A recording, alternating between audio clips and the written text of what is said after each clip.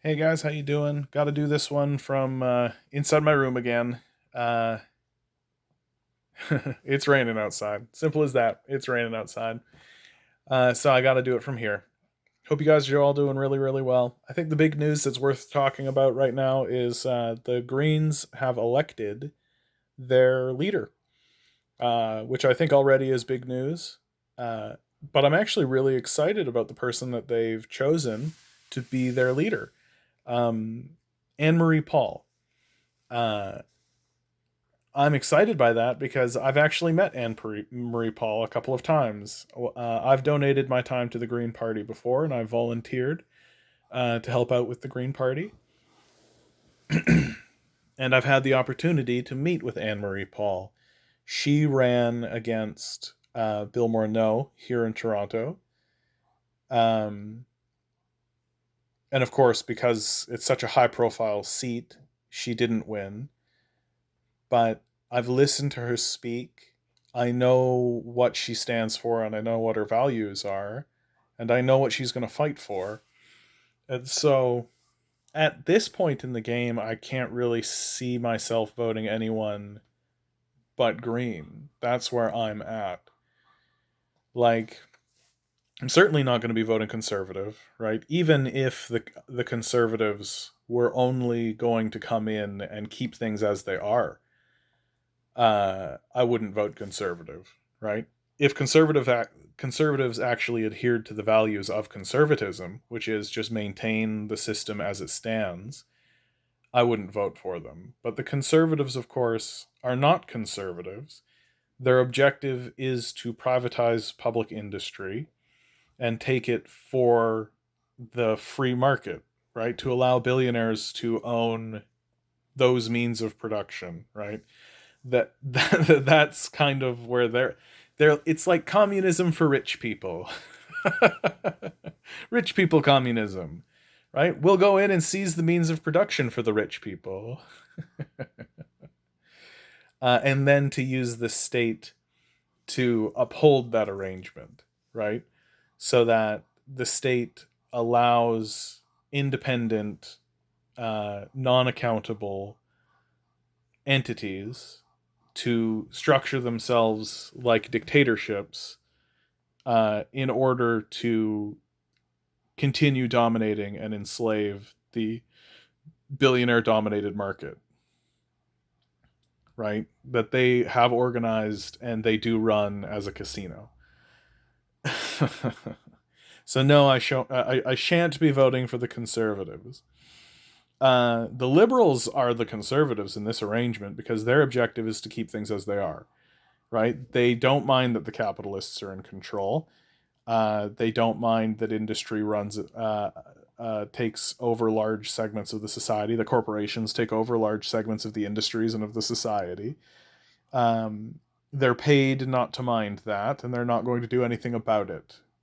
Even if they do start to move against specific corporate entities, like the Telus Bell, uh, uh, the Telus Bell, I miss it, Rogers alliance, right? There's obviously an alliance there. We pay more for cell phone bills than anybody else, and the liberals. I mean, you might as well say conservatives, but the liberals have pledged to actually go against and to take on these entities in order to lower cell phone bills.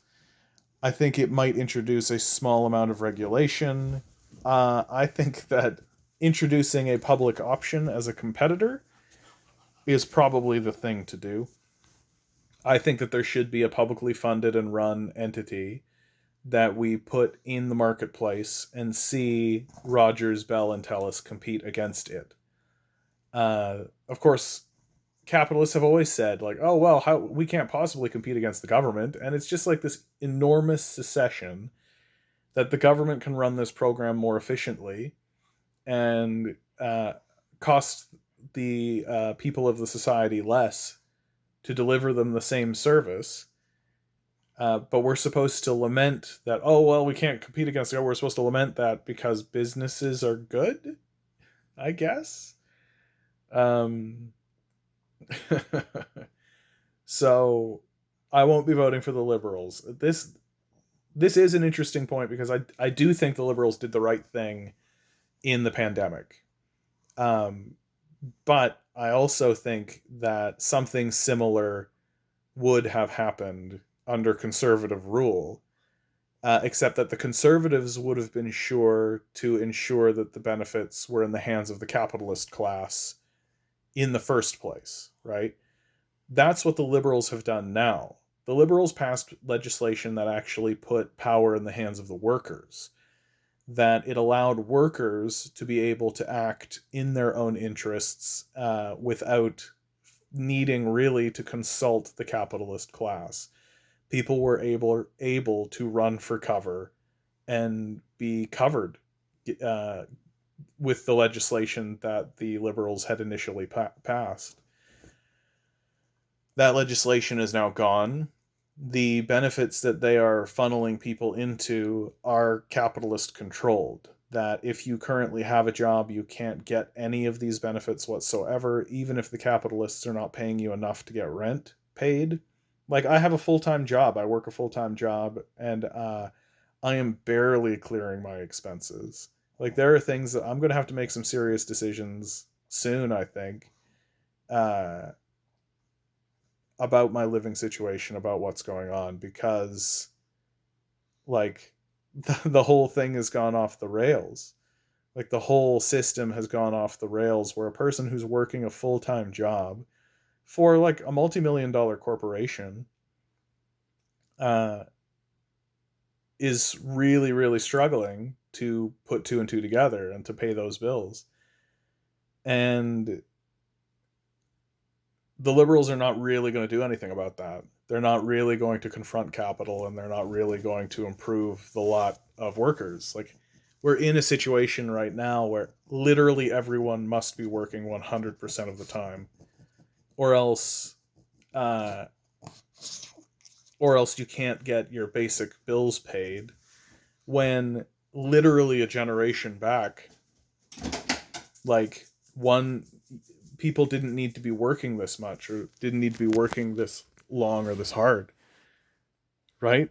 Like, they don't need to constantly be in this state of perpetually selling themselves to this billionaire dominated market, right?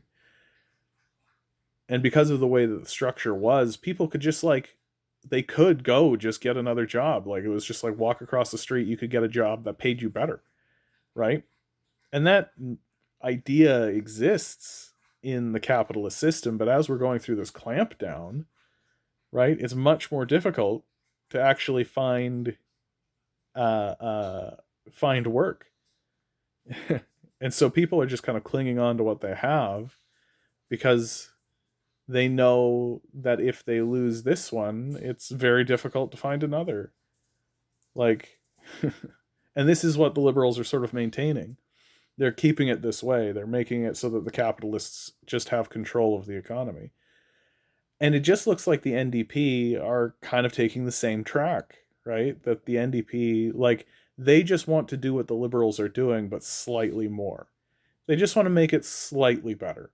They just want to do what the liberals are doing, but just slightly better. Sure, the capitalists can run the place and keep control over everything. But anytime the liberals say something, we'll go, oh, yeah, but just a little more, right? Just a little more. We just want to do a little more. But the NDP themselves don't really have any ideas, it looks like. Their ideas are ideas that were ideas 30 years ago. You know, like, I feel like now the liberals are starting to concede that there needs to be more done for childcare.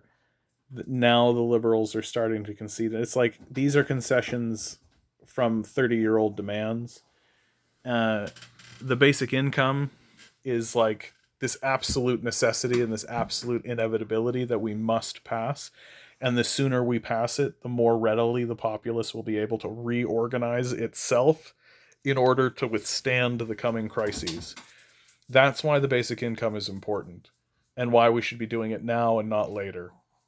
Because, like, the liberals have declared a state of climate emergency, right? They did that, and then did absolutely nothing to indicate that we were in the middle of an emergency. if your house lights on fire, right, and people around you scream, "The house is on fire," right? We're screaming that the house is on fire. You're not going to. Sorry guys, my dog is just like for real. Like, how you guys doing? How you doing? We got to pay attention to the dog for a second. Oh yeah, he's a little scrapper guy. He likes to scrap with the ball. Good boy, buddy. The just one second, bud. So the like the catastrophes that are coming our way are going to be unreal, and we're going to be scrambling then to figure out and to relocate to try and structure where we're at, right? Oh, he's such a little cutie. I have to share more of my little guy. Sorry, guys. I know I'm talking about serious stuff. Serious stuff. Oh, yeah. He's such a scrap. All right. I got to finish this up. Oh. Ah. Drop it. Good boy. I'm glad that I have him right now. Go get it. I threw it, buddy. He's over there looking like he's just like, where'd it go? I threw it, buddy. I threw it. Go get it. This is turning into the Milo show. Oh my goodness. Okay, I am gonna finish this video up. I'm so sorry. So silly. Oh, what the hell?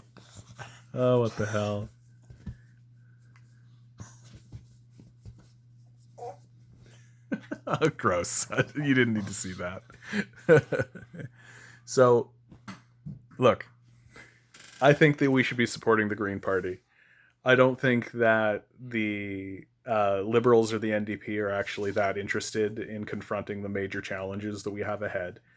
I don't think that they're even really seriously having that conversation. I think that the conversations they're having are not with the populace, they're with the industries. And they are letting the industries run the show, and the industries are dragging their feet and they're being slow about it. And they're funding. This is the thing that really kills me.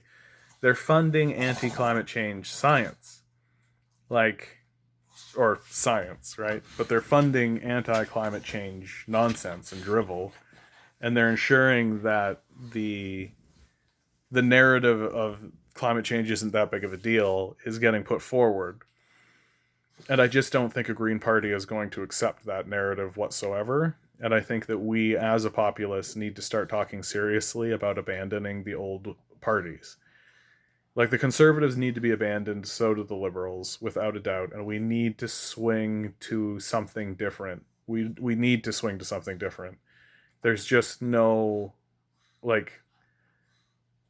if we don't actually do it, if we don't actually buckle down as a people, as a community, and actually just do it, and start pushing this system further to the left, if we do not swing towards socialism, if we do not move in that direction, we are going to eat a huge amount of dick. We're just going to eat it. We are going to eat it so hard as a people. We're going to face plant right into the earth. We're gonna be begging for the times of the Trumps. We're gonna be begging. We're gonna be saying to each other, remember the Trumps? They were goofy, right? Yeah, they were goofy. What fun we had with the Trumps, right? The shit that's gonna be coming our way and the ridiculous nonsense that can unfold, like the absurd Pandora's box that a climate change emergency could unleash upon the populace. The absurd things that could happen because of all of that. And we need to get ahead of it, and we need to be honest with it. We need to be transitioning to a war economy. There's just no two ways about it. And that's the language we need to be using, and that's the way we need to be talking about this. We need to be transitioning to a war economy. We need to be fighting a war against climate change. We're not doing it whatsoever. We did not fight world wars and all of this. We're not fighting our current wars with free market capitalist solutions, right? We're not fighting any war with free market capitalist solutions, right? Like our wars are fought with governmental mandate and support, and that's how that's how we need to tackle climate change as an issue. We need to declare war on it, and we need to shift our economy into a war economy. And everyone needs to be absolutely focused, completely and 100% on working in an economy that is explicitly and exclusively working towards resolving this climate change emergency. Because there's crazy stuff that's going to come our way, guys. Like, I always talk to people about how, like, when the cars go, right? Like, when the cars are gone, like, there'll still be a couple around, but like it'll be very specific things. Like, it'll be more trucks, industrial stuff that'll stick around for a little bit longer. But like, and what do we do about that? What do we do about all of that? What happens when food production starts going in the shitter? What happens when power starts to decline during winters, right? Like, what happens in all of that kind of stuff? And I don't believe the liberals, the NDP, and certainly not the conservatives are taking this issue seriously whatsoever. Like, whatsoever. Even they haven't even begun. Like, the liberals declared a climate emergency and then did nothing, right? So it's a ruse. Like, they're willing to pat you on the head and be like, okay, climate emergency, right? That's where the liberals are at. They're willing to pat you on the head and be like, climate emergency, okay. You're right, you guys. It's a climate emergency. Pat, pat. That's what the liberals are doing. And the NDP aren't really different. They're just like, yeah, climate emergency. Yep. They wouldn't even pass the Green New Deal legislation that was put forward by people like Naomi Klein, right? We need the Green Party at this moment, without a doubt. The Green Party is absolutely what we need to be focusing on if we want to resolve this issue electorally. Because at the very least, a rising Green Party should scare the shit out of the liberals, right? That's always been the liberals' game. The liberals' game is always to pilfer ideas from the left in order to maintain their own position of power. That's always been the liberal game. And because the NDP are so weak, and the NDP are the larger flanking rank, because the NDP are so weak and unwilling to actually make the case for these issues, climate change, basic income, all of this, the Green Party is, in my view, sort of our last ditch. We have to push on the Green Party, and we have to at least to say to people in power, we no longer are taking you seriously. To at least scare them into actually doing something and taking action. Because right now they're not taking the issue seriously. They're just waving at us and saying, green, green, believe in us, vote for us, green. They're not actually doing anything. And so vote green. Vote Anne-Marie Paul. She's going to knock your socks off. All right, guys, that's the end of me. Like, share, subscribe. Guest starring Milo. Have fun out there, guys.